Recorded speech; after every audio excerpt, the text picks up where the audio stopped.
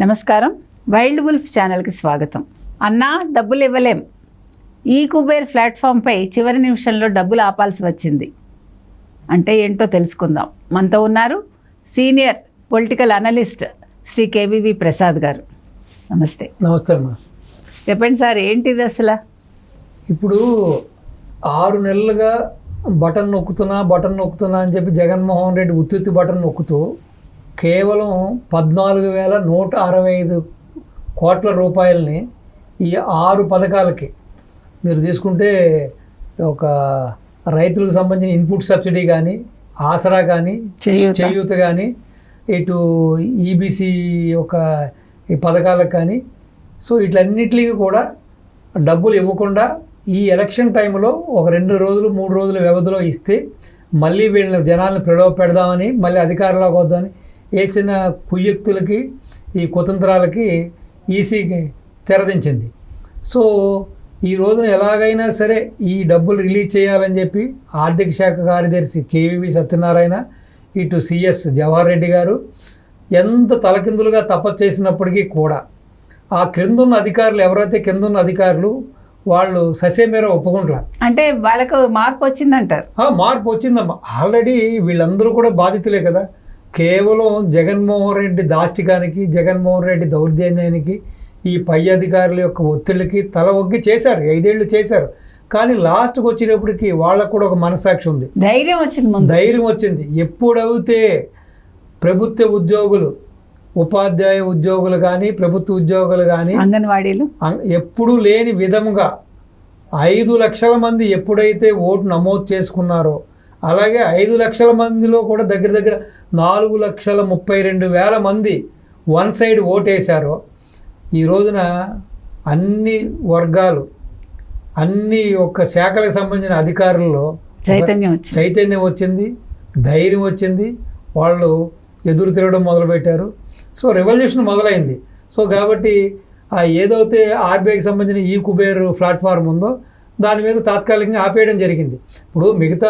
ఇప్పుడు రాజు ఆజ్ఞ ఇచ్చినా కూడా ఇప్పుడు బంటో సేనాధిపతి కూడా వాళ్ళు సంసిద్ధంగా లేకపోతే యుద్ధం మనం చేయలేం, యుద్ధం గెలవలేం. ఈ రోజున వచ్చిన పరిస్థితి కూడా అదే. సో దీన్ని నిజంగానే ఒక శుభసూచకం అనుకోవాలి.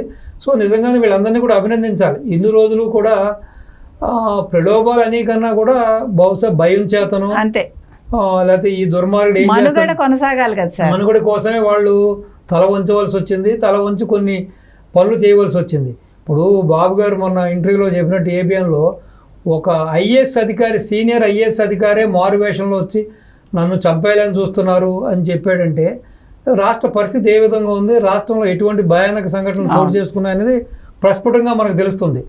సో ఇటువంటి తరుణంలో మీరు నిన్నగాక మనం చూశారు, మన 9th తాడేపల్లిగూడెంలో కోట్టు సత్యనారాయణ అని ఒక వైసీపీ మంత్రి గారు ఉన్నాడు అక్కడ, దేవాదాయ శాఖ మంత్రి గారు. ఆయన్ని అసలు ఏ విధంగా వాళ్ళు ఉద్యోగస్తులు రఫాడించారో చూసాం. అవును, అంటే సో నిజంగానే రాబోయే మార్పుకి, రాబోయే మంచి రోజులకి ఉందులే ముందు మంచి కాలం అన్నదానికి నిదర్శనం ఇది. లేకపోతే ఈ మార్పు కొనలేదు. ఏదైతే ఇప్పుడు ఏ విషయమైనానమ్మా గవర్నమెంట్లో ఇప్పుడు ఇంటెలిజెన్స్ రిపోర్ట్స్ అన్నీ పక్కన పెడితే కూడా వాళ్ళు చెప్పాలంటే వాళ్ళు చాలా తెలివైన వాళ్ళు. సో ఈ మార్పును ముందుగానే గమనించారు వాళ్ళంతా కూడా.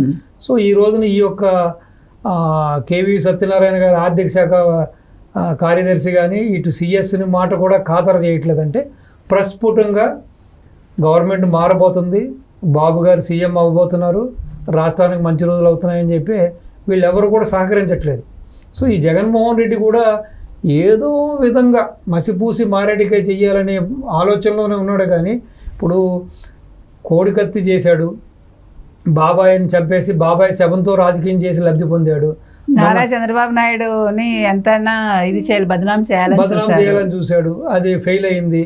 మొన్న గులకరాయి, ఆ పటికరాయి, ఆ మ్యాజిక్ రాయి కూడా అది ఫలించలేదు. సో ఈ విధంగా ఏదో విధంగా రాజ్యాధికారాన్ని చేజెక్కించుకోవాలని చెప్పి ఈ కుటిల యత్నాలన్నింటినీ కూడా ఇటు ఉద్యోగస్తులు తిప్పికొడుతున్నారు, ఇటు ప్రజలు తిప్పికొడుతున్నారు. కాబట్టి డెఫినెట్గా రాష్ట్రానికి మంచి రోజులు వస్తున్నాయి, మంచి రోజులు వచ్చినాయి కూడా అనుకోవాలి మనం.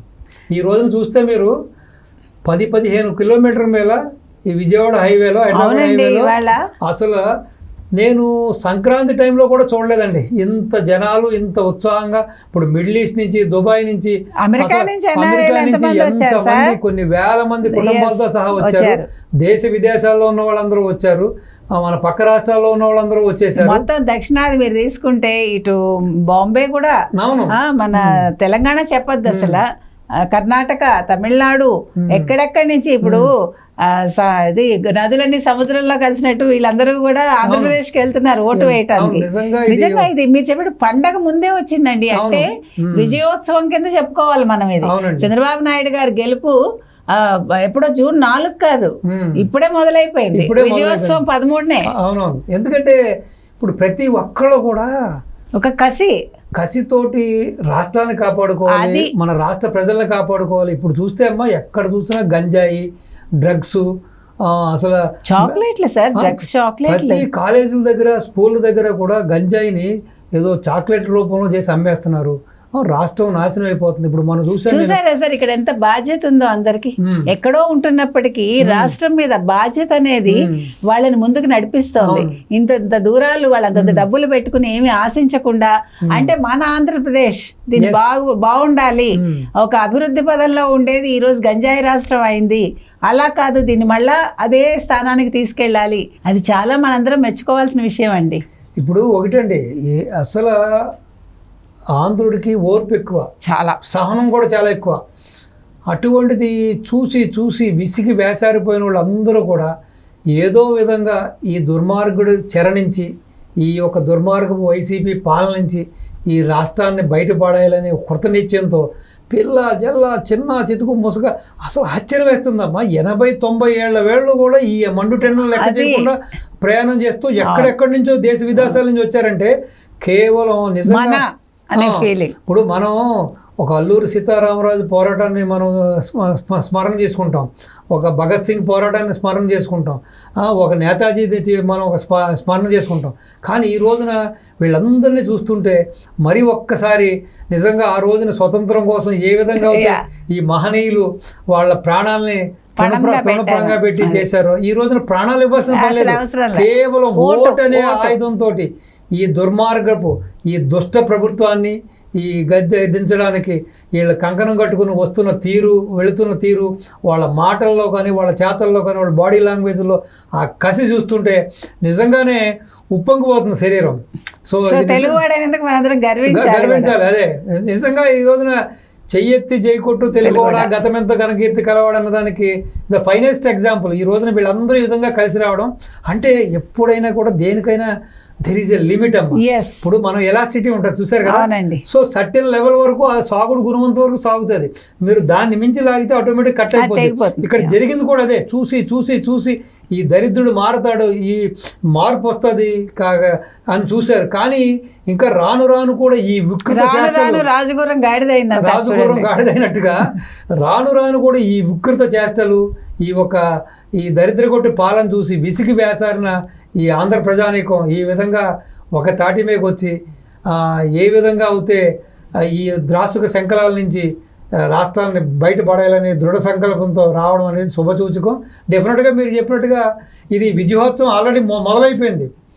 సాధారణంగా ఆఫ్టర్ ఎలక్షన్స్ ఉంటుంది, ఈసారి ముందే మొదలైంది. ఇది అంతా కూడా మనం చాలా గర్వించవలసిన విషయం, ఆనందించవలసిన, అభినందించవలసిన విషయం. తప్పకుండా. నమస్కారం. నమస్తే అమ్మా.